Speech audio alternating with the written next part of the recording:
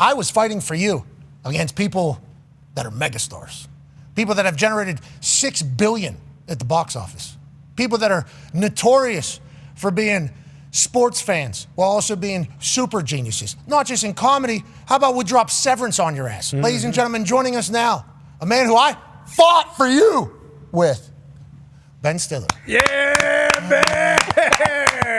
How you doing, Ben? How are you guys? Good. Nice to be here. Dude, it's an honor to have you. Obviously, I'm 39 years old, so you understand with your demographic now out in the world, you supplied our lives with a lot of incredible shit. Yeah. So we appreciate you so much. Now, on that note, I also respect the fact that you are a sports fan. You are a diehard Knicks fan. They're in, they're out. When the Met Gala happens, we got to talk about it, Ben. Okay, we have to. We didn't want to do it. We didn't have to do it. How was that decision for you? And honestly, what are you doing throughout the entirety? Are you watching game on phone? Like, how do you kind of balance all of that? Yeah, it was a tough one. It was a tough one for me. And, you know, it's been a really interesting experience because I didn't even think anybody really would care that much about whether or not I was there or not, you know, in terms of like the reaction to it. Yeah, Ben, you're Ben Stiller. Come on, Ben. Ben, you're at every game, Ben. I know, you're synonymous with the team. But can I tell you what happened? Yeah. But it triggered something it's been an interesting learning experience for me as a fan because I've had to process this, like the reaction and how people sort of react, you know, knowing what the circumstances are in the context of it all. Which, you know what I mean? And so, like, I can't explain the context to everybody in the world. So for me as a fan, I wanted to be at that Knicks game more than anything. Have to be. I had and I basically in my life, the last, season or so, I've tried to work my professional work life around the Knicks and all the way through to making sure that as this playoff run happens and this final run could possibly happen, that I'm making sure that I am going to be there. But this Met Gala thing was something I had a friend of mine invited us 3 months ago. And as the dates were coming up, of course, you don't know what the playoff dates are going to be as they come up. And about a week before I started to see this, because I thought I'd thought of every other permutation in terms of clearing my schedule for playoff games. And this was there. And honestly, it's a very good friend who got the table, who I felt I would be, as a friend, it would be lame to cancel on our friend who we don't see for this thing. Now, tough position, Ben. Tough position, Ben. That's a tough spot for you. By the way, the world doesn't care, and I get it. So all I tried to do was I say, okay, we're going to wear our Knicks colors. I'm going to have my phone. I'm going to be, Anna Wintour doesn't like when people are watching their phones at the Met Gala, she wants everybody's attention to be there, which I understand. I was watching the game, checking on it, but it was really, really tough.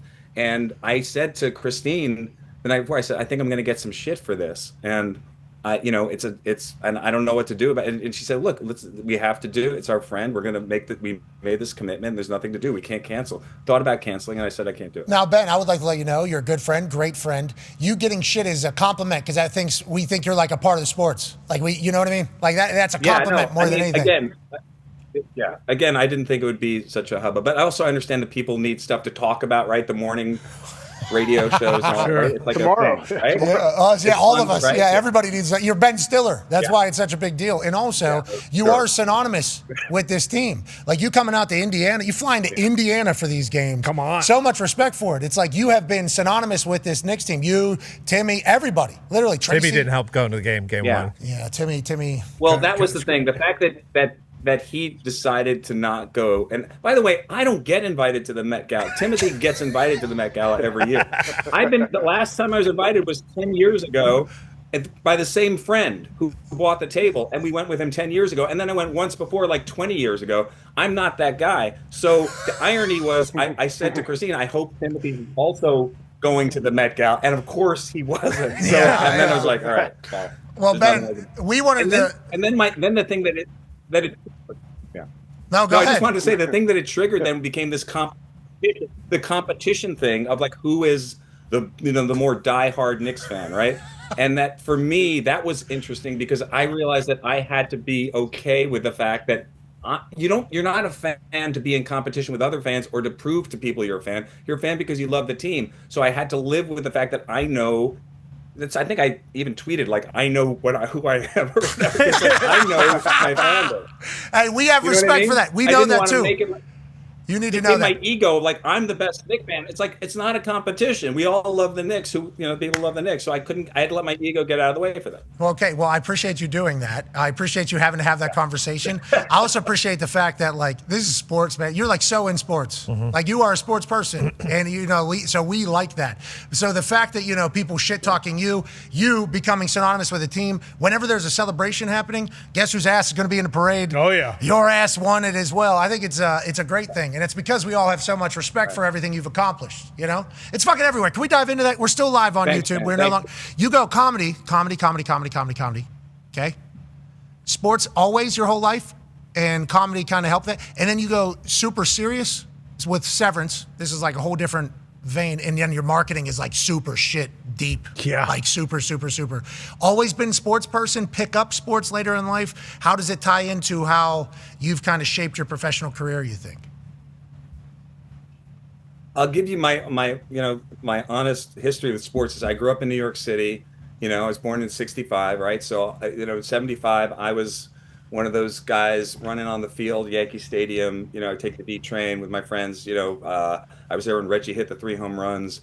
I had a piece of right field in my bedroom that I ripped out, from I think the '78 series, the championship series. So Yankees were my thing when I was a kid. Then I and the Knicks. I was a big, as a teenager, big Bernard King fan. There was a guy named Mike Glenn on the Knicks. I don't know if you know Stinger Mike Glenn, an incredible 3-point shooter, played for the Hawks. Who was my favorite player back in the day. Then I moved to LA from, I'd say like 92 to like 2010, and my fandom was there, but not as intense. And I never became a Lakers fan or an LA fan. Always a Knicks fan, but just from afar during the '94-'99 run. Then I moved back to New York in 2010, and that's when I was like, oh my God, I'm back in New York. I can take my son to Knicks games like my dad, because my dad took me to Knicks games in '73, '74. I mean, I literally saw those teams. A lot of stories about that. Like Michael Cole, our friend from over there, who's WWE, he talks about his dad had him in the arena watching the Knicks. And it feels like with so many people, the Knicks are who everybody likes. I know the Nets kind of did their thing for a little bit there, but the Knicks seemingly, and the Yankees, even though the Mets are spending a lot of money, but the Knicks are like the entire city's kind of team. You getting a chance to showcase that, I think, is good. Can you tell me about your brain, though? That other part of the question, I guess sports doesn't really help it out much. Can you tell me about your fucking brain? Do you have thoughts going all the time? Is it tough to sleep? Like, how do you get into these such radically different spaces? Legit, you smoking weed? You doing ayahuasca? You do what is your shit? You on DMT? All of the above. Yeah, hey man. Sports is a great outlet, right? And what I don't like, which I'm sure you feel as a fan too, is when you care about a team that much, when they get to the point where they're not going to get to the next step, when they lose finally, it's really painful and not fun. And that thing of like, it's fun, but then it always has to end. So for me, it's a great outlet and a diversion. It's become much more, since the Knicks have become, better in the last 4 or 5 years, to watch that and then to have that history of all the years of them not being good. Because, like I'll watch every game, every season I watch every game because, I'm into it. But when you start to see them actually doing well, it becomes so much more exciting because you have, like 50 years of history there. Yeah, absolutely. Can you tell me about your brain? Let's go. Let's talk about the brain. Let's talk about getting. My brain is. I do go. Yeah, Pat. I do go. For me, I love to be working on whatever project I'm working on, or we have a few different projects. So creatively, I'm always I enjoy that. That's my relaxation is. Doing something that I feel is creative for me. Okay, on that note, Connor has a question for you. Yeah, Ben, Severance. I mean, Pat mentioned it. I think it's like the greatest show on TV right now, and it feels like if you land the plane here, it could be just one of the greatest shows of all time with Breaking Bad, Game of Thrones, those types of shows. Where did it come from? Where was that idea originated? When you first thought of it, was it something where you kind of had like a 5-season arc? Was it something where you knew, hey, it's starting here, it'll be in the middle here and end here? No, I mean, this was a script that came into us by a writer named Dan Erickson, who had sent it as a spec script. A spec script is a script that a writer will send as a sample so you can have a meeting to maybe do something else. And I read the spec script and I was like, this is amazing. And we had the meeting, and I said, is anybody making this? So this was like 8 years ago or 9 years ago. And he had never had anything produced. And so we connected and we started working together on building it. And it's been an amazing experience. It became my full-time job for like the last, 5 years or so doing it. And I was never been happier working on something.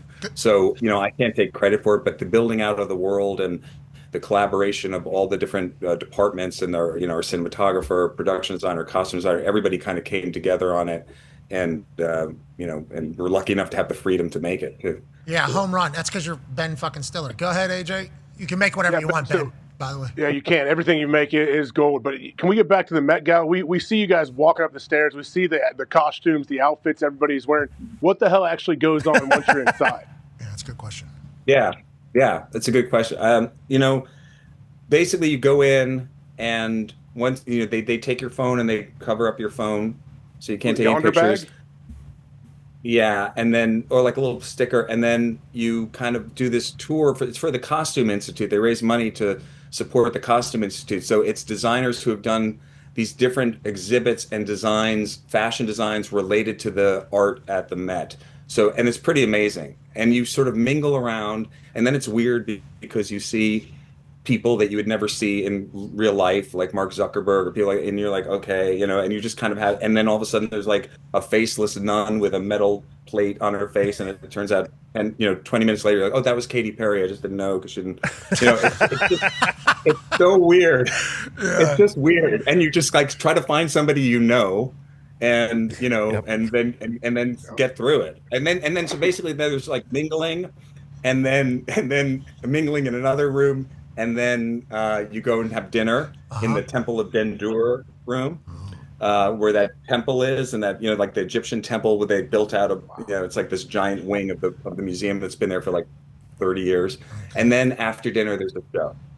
A show, like a fashion show, and are you walking your ass up there like the No, musical performance.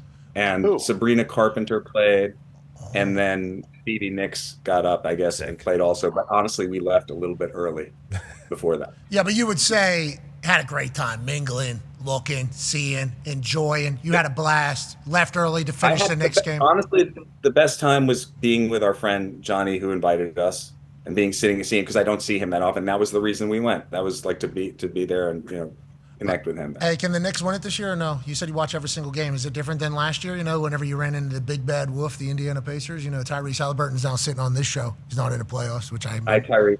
How are you? What's up, Ben? How you doing? I mean, I was there, as last year when Tyrese hit the shot. Yeah.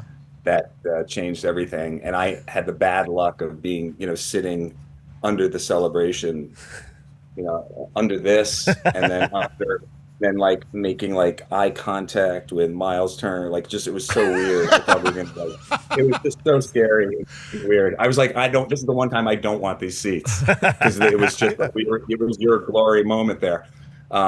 So yeah, the Knicks, I think this year, up until about 3 or 4 weeks ago, or 3 weeks ago or so, I was questioning it a little, because I don't think we've ever really found the rhythm. Last year, there was like a team cohesion, but then there was also the fact that the rotation was so tight. I think, that finally something clicked at Game 3 of the Atlanta series, after Game 3 of the Atlanta series, where I think the team started playing for each other, and obviously McHale, started producing, and OG has been incredible. So everybody is stepping up. I feel like there's a good vibe.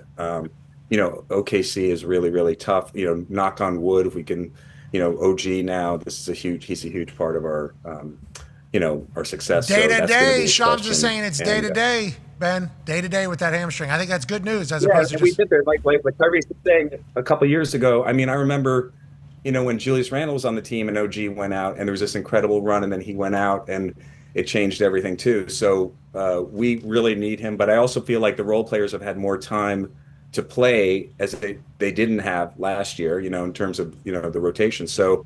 If Deuce can step up, if Landry Shaman, who's great, can step up, Mo Diawara, we have some good pieces, so we'll see. All right, well, good luck to you. Can't wait to see you at the games. Yeah, get the job done. Yeah, good luck.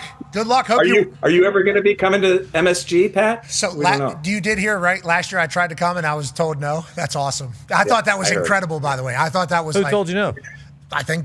Oh, yeah, you know, you know who? Mr. Dolan? I think there was no, and I love that, by the way. I was like a massive fan of that move, just like I like us talking shit to you immediately upon you miss the game, because that's like sports, but I didn't think about you actually having to kind of internalize all that. Like, fuck, I got Johnny wait. Oh my God. Yeah. Thank you. Yeah, sorry. Thank you for letting me air that out. Honestly, I appreciate it. Yeah, no problem. That's a tough spot for you, but we were definitely going to talk shit to you about it because you're in the sports world. That's how we view it. You should know that. And you are very welcomed, and we're very much appreciative of you. And good luck on whatever other shit you create for us to enjoy. Tropic Thunder 2. Thank you, guys. Ooh, Tropic Thunder 2. Will there ever be? We'll see. I want to leave that one alone because I think it's kind of lives in its own world. Okay. Oh, have you thought about some of the olds bringing back maybe another? Well, we just did another Meet the Parents called Fokker-in-Law that's coming out Thanksgiving. Game Fokker. Can't wait for that. I like that. Have you found something maybe with this though that you enjoyed? Maybe go back in time a little bit. Maybe we go back to fucking Fat Camp. You know what? I love that. Heavyweight's one of my favorite experiences ever. I would love, yes, I'd be open to that. Look, I think getting people back in the theaters for comedies would be a great thing. Original, or whatever sequels, but like let's get people back laughing together in the theaters because that was so much fun back in the day, and hopefully we can see that happen again. Good community experience. It feels like people are buying stuff to go do stuff. Hopefully we can continue that. We just need you to keep making it. You got to go to Severance. Do this. Hey, let me fuck up your brains. Yeah, land that plane, Ben. Let me go ahead and fuck up your brains here with Severance. No pressure. No pressure. Yeah. No pressure at all. Could be the greatest show ever if you don't fuck it up. Yeah. There's a lot of. Yeah, no problem. I got faith. Ladies and gentlemen, that's Ben Stiller. Thank you, buddy. Thank you, guys. Bam. Back to me. I'm just enjoying it. Holy shit. Did not expect that. We apologize, Shregs, there.